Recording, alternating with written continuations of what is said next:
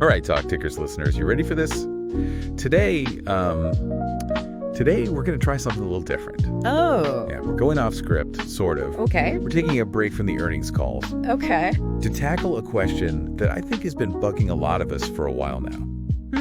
What's that? What does Palantir actually do? Yeah, right. That's the million-dollar question, isn't it? It is. It really is. They're this big name. Everyone's heard of them. Yeah. Data analytics. Linked to everything. Everything. Spy agencies, fighting fraud. But how? Like, what do they actually do? Right. Sometimes it feels like they operate in like a cloud of mystery. Yeah, exactly. So to clear the fog, Okay. we're going straight to the source. What's that? Their own words. Oh, okay. In their 2023 annual report. Ah, the 10K. The nitty-gritty 10K. Now I know what you're thinking. What's that? Annual reports, aren't those things notoriously dry? Yeah, not exactly beach reading. No. So that's where we come in. Think of it like we're giving you the... Spark Notes. Yeah, the Spark Notes, Cliff Notes version. But with a little more Talk Tickers flavor. Yeah, exactly. We're going to break it down. Make sense of it all. Make it interesting. Yeah, so we're going to unpack how Palantir actually describes their business. Like, what are they focusing on? Yeah. And what challenges are they facing? What are they up against? Yeah, exactly. Okay, so first thing that jumps out. Mm. This emphasis on their 4 core platforms. Ah, yes. Gotham, Foundry. And Apollo and AIP. Right. And it's interesting how Palantir emphasizes that these platforms aren't just like standalone products. They're designed to work together. Okay. As a complete ecosystem. So it's like a data Avengers team. Oh, I like that. Yeah. So clients can use them individually or as a bundled solution depending on their needs. So it's choose your own adventure for data analytics. Exactly. That's pretty cool. I like that. And speaking of ecosystems, there's this great anecdote in the report. Yeah, that really shows the kind of problem Palantir is trying to solve. What is it? It talks about a U.S. military department that wasted over $1 billion. $1 billion with a B. With a B, yeah. Wow. Trying to build their own software system. Oh, no. And it completely flopped. Oh, that's a nightmare. Right. So this is a prime example of why Palantir exists. They come in and clean up the mess. Yeah, they're stepping in to tackle those massive, complex projects. The ones everyone else is scared of. Exactly. It's like they're the data equivalent of those extreme mountain climbers. Oh, I like that. Always seeking the next impossible summit. That's a great analogy. And it's not just about the technical difficulty. Okay. The report highlights the time pressure a lot of clients are under. Right, especially with everything happening globally. Yeah. They need solutions and they need them fast. So how does Palantir help with that? Well, that's where AIP comes in. AIP. Palantir's newest platform. Okay. And it's designed to, leverage the power of AI. Oh, wow. Specifically large language models to deliver results. Okay. Faster than traditional software development. It's like they've built a rocket ship while everyone else is still working on their horse and buggy. Right. That's fantastic. AIP is definitely generating a lot of buzz. For good reason, yeah. Yeah. It seems like Palantir's betting big on it, deploying it across both commercial and government sectors. So it's not just a one-trick pony. They're using it for everything. Exactly. And the fact that they're finding success in both those arenas really speaks to their reach. Yeah. It's not just a government tool or just for businesses. It's for anyone wrestling with complex data problems. That's a powerful message. You know, something that often gets lost in the talk about Palantir's tech is their focus on data privacy. Oh, yeah. That's huge these days. Right. It's crucial. And the report actually dedicates a whole section to this, outlining their privacy by design philosophy. In a world where data breaches are happening all the time, Right. That's a big deal. And they lay out these 4 key principles. Building systems with privacy baked in. Making sure computers don't make solo decisions that impact individual rights. Right. It's a checks and balances kind of thing. Exactly. Humans are still in control. Yeah. Then demanding accountability and oversight. And recognizing that technology isn't always the answer. I like that. You don't see that a lot in tech. No, you don't. And they even give a real-world example. A Scandinavian law enforcement agency using their platform while still adhering to super strict privacy regulations. So they can actually walk the walk? They're proving it, yeah. It's impressive. It shows that they can operate in those environments without compromising, security or effectiveness. Yeah, it's a tough balance. So we've talked about their platforms, their focus on those mission impossible data problems. Yeah. Their commitment to privacy. Right. But what about the money? The financials. Yeah, we got to talk about that. The report gives us a peek into their growth, the challenges they're facing. And some of it is pretty eye-opening. Yeah, one of the biggest takeaways is that while they've seen really impressive revenue growth, they haven't quite cracked the profitability code yet. So they're making money, but they're not making profit. Not yet. Not yet, yeah. Why is that? What's going on? Well, the report points to a couple factors. Okay. Like, their operating expenses are pretty hefty. Like what kind of expenses? Especially in sales and marketing. You got to spend money to make money, right? Right. But imagine the cost of convincing a government agency or a Fortune 500 company to sign on the dotted line. Yeah, that can't be cheap. It's not. Yeah. They also rely heavily on a small number of very large clients. Oh, okay. So it's like having a few whales in your portfolio? Risky. Could be. Yeah, because if one of those whales decides to swim in a different direction... You're in trouble.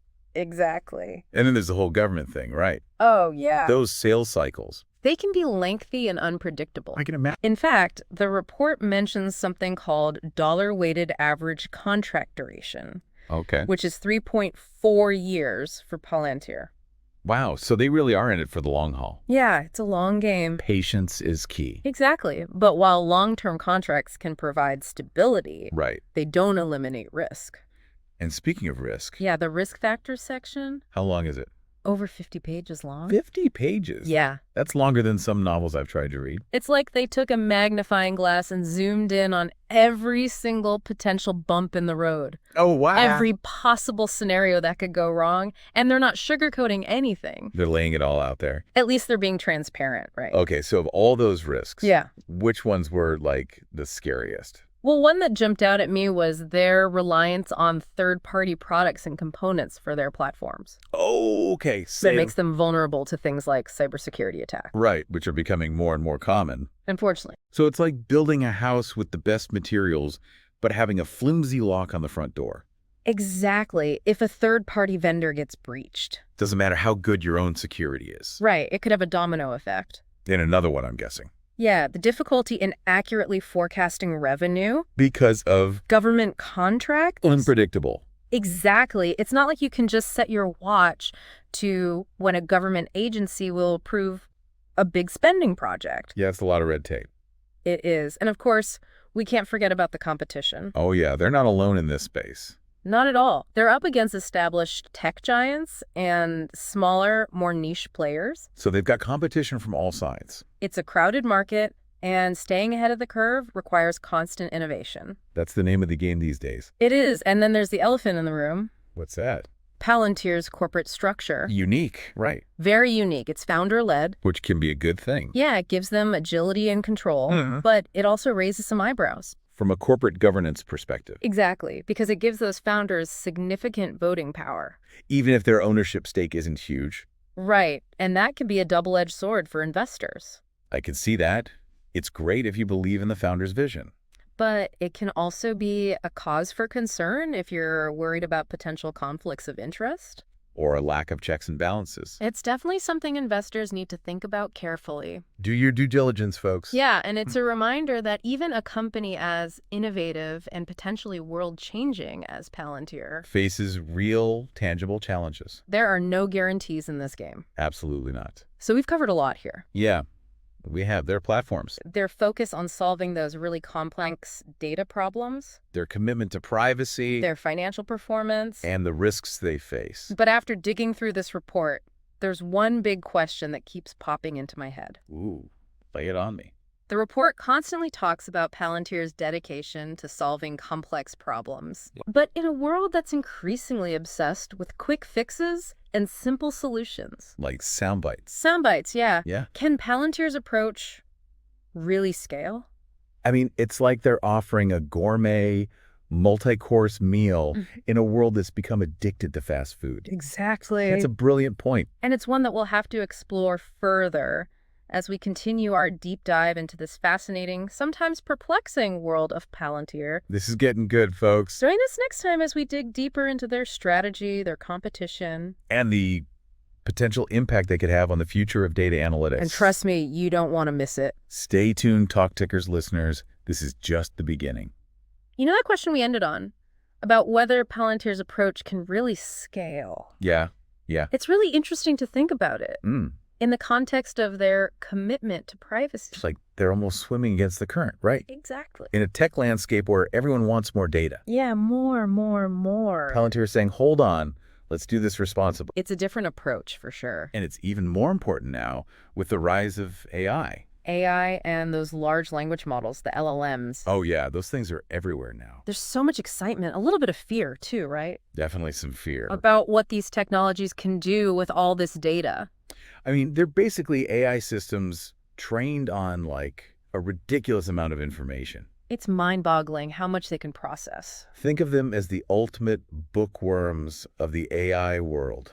Always reading, always learning. They can generate text, translate languages, write different kinds of creative content, and answer your questions in a really informative way. And Palantir is using this technology to help organizations make sense of their data. Faster and more efficiently, right? Exactly. But the report suggests that Palantir is approaching this whole AI revolution with caution. Okay, so they're not just jumping on the bandwagon. They're being thoughtful about it. I like that. Recognizing that it's not a magic solution for everything. Remember that line from the report? Which one? Technology is not the answer to every problem. Oh, yeah, that one. You don't often see that kind of level-headedness from a tech company, especially these days. It's refreshing, right? They're acknowledging that AI has its limits. And that ethical considerations are super important. Which, given the kind of data they handle, is a big deal. That's absolutely crucial. It seems like that ethical dimension is woven into their whole business model. It's not just about selling software. It's about building trust with their clients. Exactly. True partnerships. And they're targeting organizations with really complex, high-stakes problems. The kind that need close collaboration. And a deep understanding of what the client actually needs. Yeah, it's not a one-size-fits-all approach. But more like tailored suits. It's like they're saying, we're not just going to give you a tool and walk away. We're going to work with you to make sure it actually solves your specific problem. I remember they gave that example of a financial institution. Oh, yeah, the one that needed those super strong cryptographic guarantees. Right, for their client data. Palantir didn't just hand over the software. They worked side by side with them. Yeah, to make sure the system met their privacy requirements. Which were pretty intense, if I remember correctly. Super stringent. It's all about building trust. Especially when you're dealing with data that's sensitive or confidential. Or mission critical, in some cases. Exactly. And that's where their whole thing about embedding with their users comes in. Oh, yeah, the report talks about that. How their research and development team actually spends time working with their clients. That's so smart. It's like sending your engineers to live with a tribe in the Amazon, you know? To learn how they use tools. Exactly. You get a first-hand understanding of the challenges. And you can develop solutions that actually work. Solutions that are tailored to the needs of the users. That's brilliant. It's not just a sales pitch when they talk about solving complex problems. It's their whole philosophy. It's in their DNA. Okay, so we've got this company focused on complex problems. Committed to privacy. Dedicated to building strong relationships with their clients. But let's go back to those financial challenges for a minute. Right, the high operating expenses. The reliance on a small number of big clients. And those marathon sales cycles. All of that is putting pressure on their bottom line. And those challenges are made even bigger by all the risks they list in the report. Oh, yeah. The competition is fierce. The cybersecurity threats are always evolving. And government budgets, well, they're unpredictable, to say the least. It's a lot to handle. And then there's their founder-led structure, which adds another layer of complexity. Right, because while it gives them agility, it also makes them potentially more vulnerable to those risks. What if one of those key founders decides to leave? It could throw a wrench in the whole operation. It's a high-risk, high-reward situation. It's like driving a high-performance sports car. Ooh, I like that analogy. Incredible speed and handling, but maybe not the best vehicle for a long, bumpy road trip. They've got to be careful. Their future success depends on navigating these challenges while staying true to their core values. Which brings us back to that million-dollar question. Can they scale? Can Palantir's approach, with its emphasis on customization, collaboration, and doing things the right way, actually scale in a market that often prioritizes speed and simplicity? It's the question that will determine their fate. Will they become a giant in the data world or remain a niche player? Time will tell. The report also sheds some light on their growth strategy. Oh, yeah. What are they thinking? They're talking about branching out into new markets. Beyond government and intelligence. Exactly. They're looking at banking, healthcare, manufacturing. Even consumer goods and retail. They're not content with just one sandbox anymore. And it makes sense. Those industries all deal with massive amounts of data. They need help analyzing it, finding patterns, making smart decisions. That's Palantir's bread and butter. It's like they've built this amazing toolbox. And they're realizing it has way more applications. But expanding into new markets comes with its own set of challenges. Of course, they'll need to adapt their sales and marketing strategies. Forge new partnerships. Maybe even develop new features for their platforms. It's not just about copying and pasting their existing model. You've got to evolve. And that's where their research and development efforts become crucial. Right, they're working on cutting-edge stuff like edge computing, disconnected environments. And of course, AI and LLMs, They're not resting on their laurels. they're investing in the future. It's like they're building a spaceship while training the astronauts who will pilot it. That's a great way to put it. But it's not just about the tech. It's about the people. Finding and keeping the best talent, especially engineers with specialized skills. That's a tough competition. Especially when you're up against the Googles and Microsofts of the world. And that competition drives up costs, which makes scaling even harder. It's a real catch-22. They need to grow their team to support their ambitious plans. But that growth comes with its own headaches. And then there's the challenge of keeping their unique culture and values as they grow. It's a delicate balancing act, for sure. So how are they tackling that? Well, they're exploring different approaches, like partnering with third-party organizations for some services. That makes sense. They can access specialized skills without having to hire a ton of new people. It gives them more flexibility. So, to recap, Yeah. Palantir's at a crossroads. They've proven they can solve complex problems for a specific group of clients. But now they're trying to scale, expand into new markets, and stay ahead of the competition. All while holding on to their commitment to privacy and responsible AI use. That's a tall order. It is, but if they can pull it off... They could become a real game changer in the world of data analytics. But there's one crucial piece of the Palantir puzzle we haven't talked about yet. What's that? Their relationship with governments. Oh, right. That's a whole other can of worms. It's complicated, to say the least. They've been praised and criticized for their work with government agencies. Especially in intelligence and defense. The report gives us a little peek into how Palantir sees this relationship. They acknowledge that government contracts can be very lucrative. But also unpredictable. You're dealing with bureaucracy, politics, shifting priorities. It's a minefield. And then there's the challenge of working within all the government regulations and security protocols. It's not easy. They talk about security clearances, lengthy procurement processes, the potential for political interference. Not exactly a walk in the park.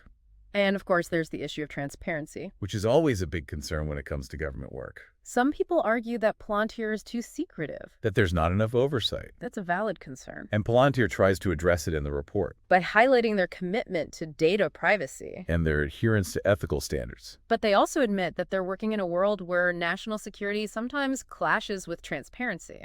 It's a tricky situation. A tightrope walk. We've covered so much in this deep dive. I know my head is spinning. We've talked about their platforms, their obsession with complex problems, their stance on privacy, their financials, the risks, their expansion plans, and now their relationship with governments. It's a lot to process.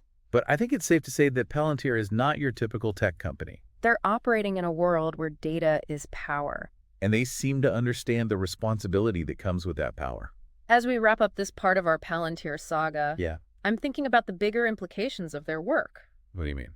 They're not just building software, they're building tools that are shaping how decisions are made. In governments, in businesses. They're shaping the future of data analytics. And that affects all of us. It raises questions about who controls this data, how it's being used. And what safeguards are in place to prevent misuse. That's a conversation that needs to happen everywhere, not just on this podcast. It's a conversation we need to have as a society. Absolutely. So join us for the final part of our Palantir deep dive. Okay. Where we'll grapple with these big questions. And explore how their technology could impact society and the future of decision-making.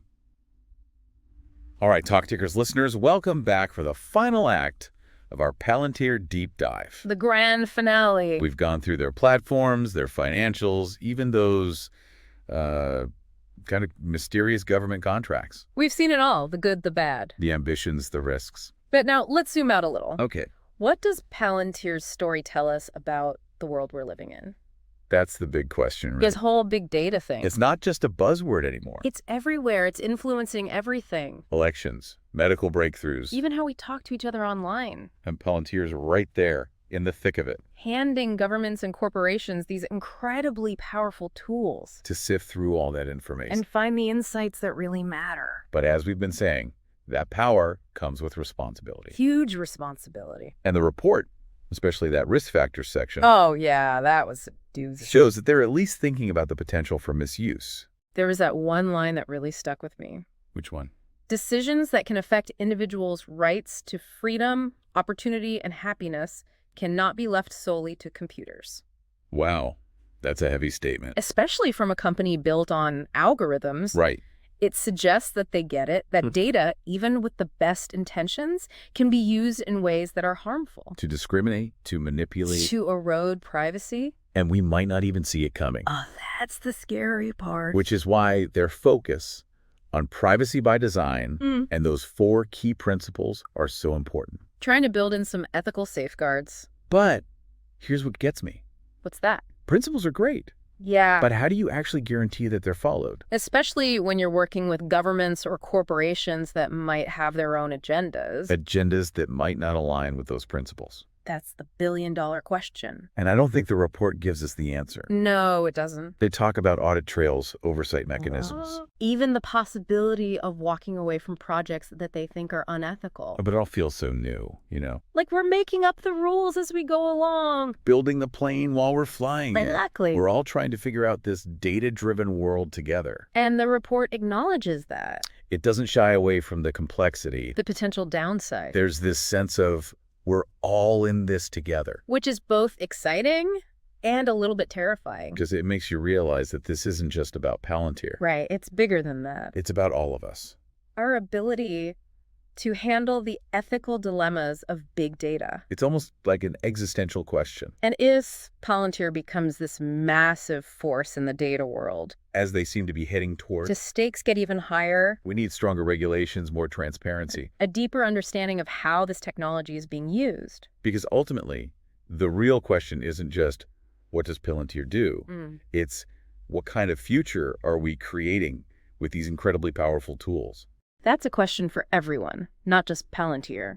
It's something we all need to be thinking about, talking about. Demanding answers to. So Talk Tickers listeners, as we wrap up this deep dive, our journey into the world of Palantir, we're left with this final thought. Okay. Data is power. But wisdom lies in knowing how to use that power responsibly. Thanks for joining us on this wild ride. It's been an adventure. And until next time, stay curious, stay informed, and keep asking those tough questions. This is Talk Tickers, signing off.